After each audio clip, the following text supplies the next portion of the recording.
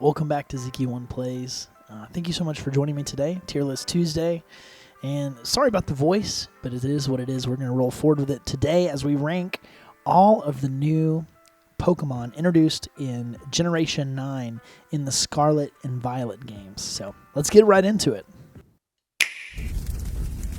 Once again, sorry about the voice. Had a little bit of trouble getting it to come back, but it will, I'm sure, get healthy very soon. As always, a like or a subscription goes a long way to help out my small channel. And without further ado, let's get right into it. Thank you so much for watching. What I'm going to be ranking these Pokemon by is, in general, overall quality. So that includes the design, how fun they are to use, so on and so forth. And so, by the way, these are my opinion, all right? And so don't get too overheated at me. Also, I'm going to be ranking them as a line of evolutions rather than individually. Okay? Now let's get right into the magic here. For me, Sprigatido is B tier. I feel like the Meowscarada final evolution is a little bit of pandering towards, like the humanoid Pokemon, type of people that love that. It's just not my thing. So, like, in my opinion, the Skeledirge Fuecoco line is higher. I really, really love this design. I just think it's a super cool looking Pokemon. I like the story that it's telling too, with the little sombrero and then the singer aspect and all that. So very cool. Same thing with Quackleval. I like it better than Sprigatido, but I don't like it as much as Skeledirge. So probably top of B tier. Really, really cool starters though overall. There wasn't one that I really hated, and so. All right. Next up we have the Oinkologne, and man, why am I forgetting this one's name? Anyway, it's like the starter normal type, and gotta say, I think these are A tier.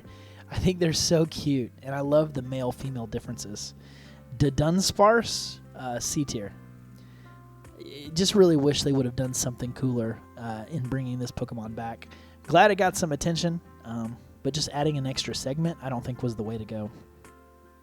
Spidops and the little tarantula-looking Pokemon.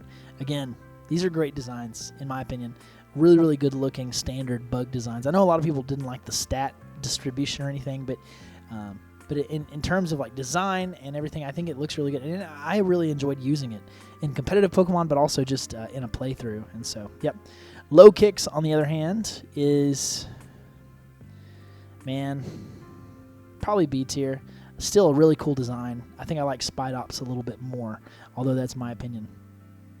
Coming next to Rabska and the rolling, dung beetle rolling Pokemon.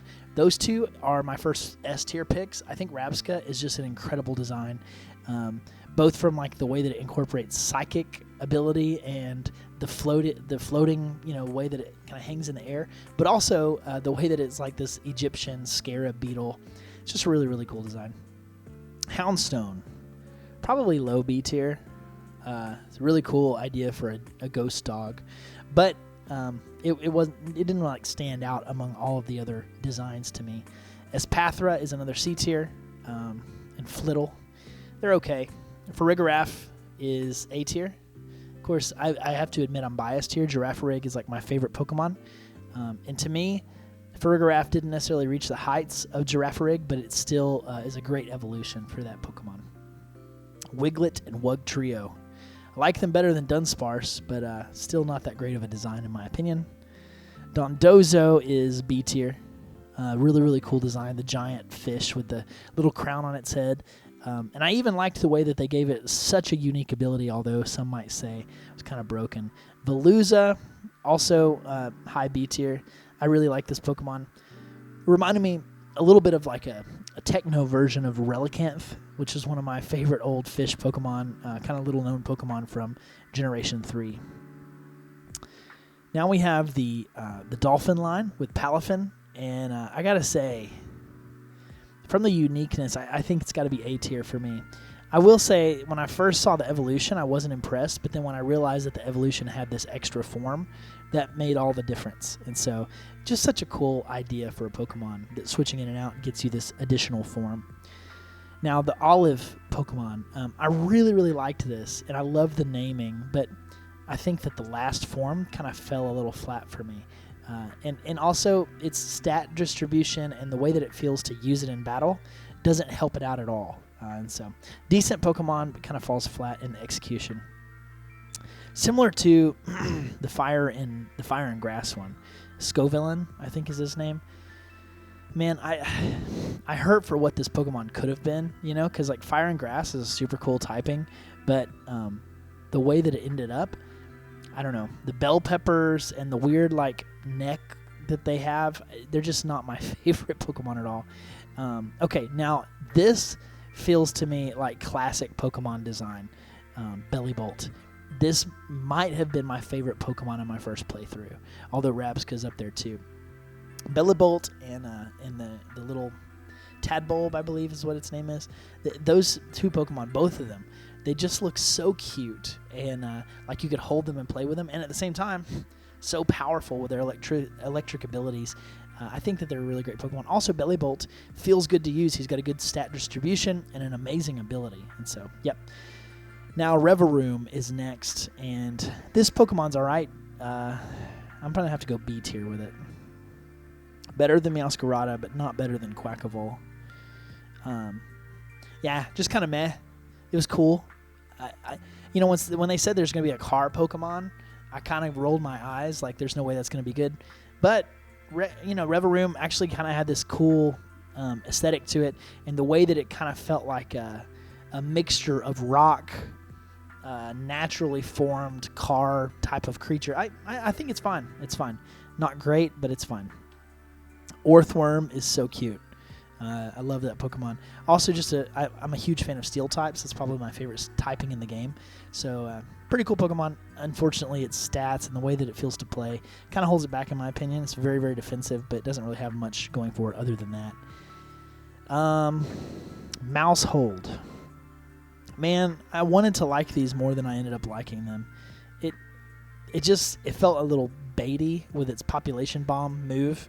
And in terms of I don't really like one-trick ponies, and the Pokemon design is fine, I guess, but with that super overpowered move, and I don't know, it wasn't for me. It's all right. It's not my favorite though. Citadel and Cititan. I really like Citadel. Cititan to me is not near as impressive. Probably around the same as Meowscarada. They're pretty cool, and I really liked using Cititan in battle. But in terms of the design itself, I think it could have been a little bit better. I don't know if it's supposed to be a narwhal, but narwhals are some of the coolest creatures, and to me it didn't really capture that. Baxcalibur, unfortunately, it looked a little bit samey to me. Like, somebody tells me to make a dragon Pokemon, I think I could have come up with something like this. But I mean, it kind of looks like Godzilla meets an ice monster. But at the same time, it's fine. It works really well, and it's better. It's not the worst pseudo-legendary. To me, it's better than Komodo in a lot of ways, and better than some of the other ones as well, but definitely not near the top of the list of pseudo-legendary Pokemon. Tatsugiri, probably around the same as Dondozo. I think it's cute, little sushi Pokemon, but it's not nothing special. Cyclizar, on the other hand, I think is a really cool Pokemon. I think it was well-designed. And the way that it kind of ties into the legendaries and kind of makes you wonder about the legendaries, I think is a super cool aspect to it as well. Interested to see if they do more with Cyclizar in the future, like an evolution or some connecting Pokemon. We'll see. Now we have the Palmat line, and to me, they're not great. They kind of feel awkward and they look awkward to me, but I can see the appeal to some people, but once again, it's kind of like a humanoid Pikachu, and I'm not really down for that.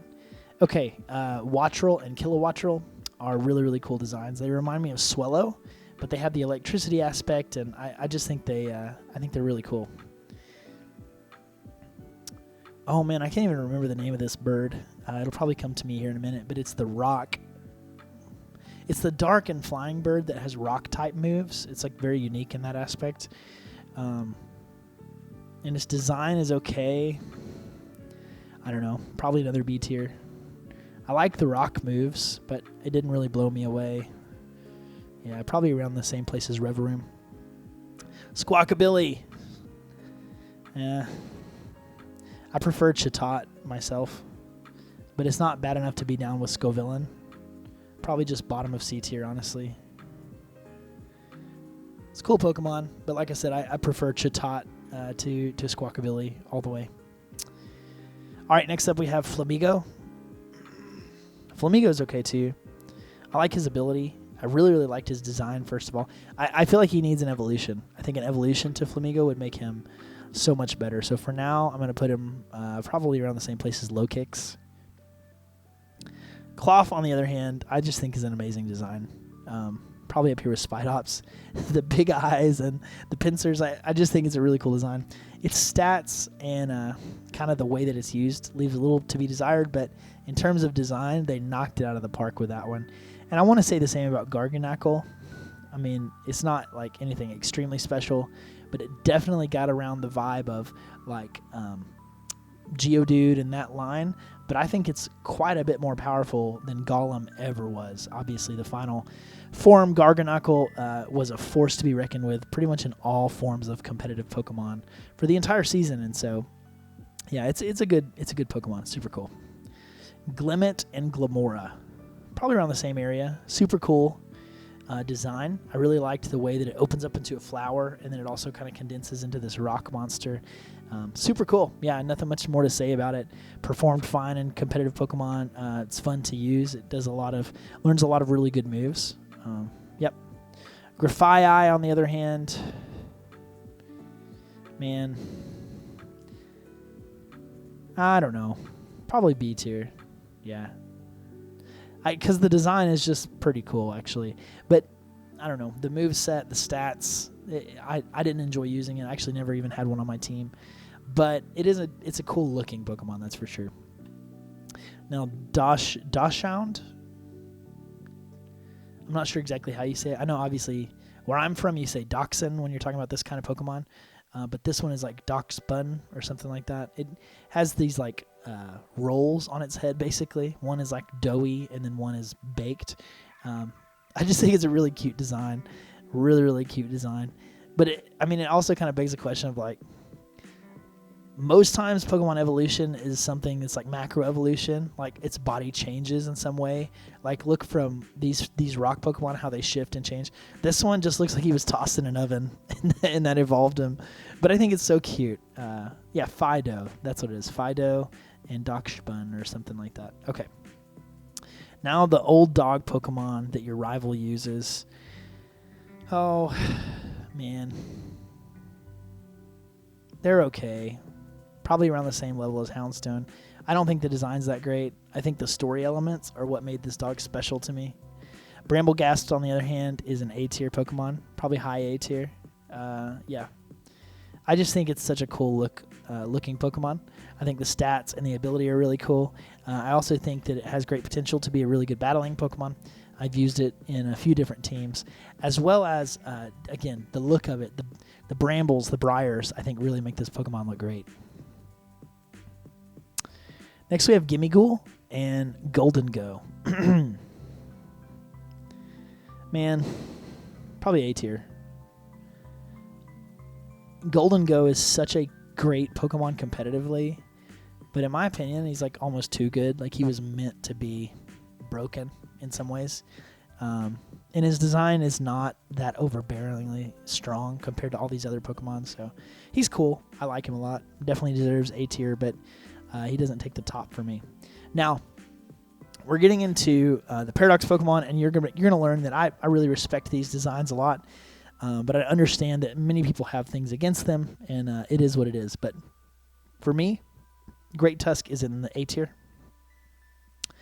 and Brood Bonnet is B tier, probably high B tier. I really liked its design. Sandy Shocks is A tier. Screamtail is A tier. Fluttermane is A tier. And let's see, Slitherwing is the one that I didn't really like that much. Probably low B tier. Yeah, definitely better than all these. I mean, they really nailed it with a lot of these Paradox Pokemon, and I like that they look like old Pokemon, but it's not my favorite. Okay, Roaring Moon is low A tier. I prefer regular Salamence, honestly, but Roaring Moon actually looks cool too. The iron ones I'm not as big of a fan of. So like you can see, Iron Treads as opposed to Great Tusk I think is a lot lower. Same thing with this guy. Like, I actually like him better than Slitherwing, but I just don't think they really nailed it with either of the Volcarona-looking Pokemon.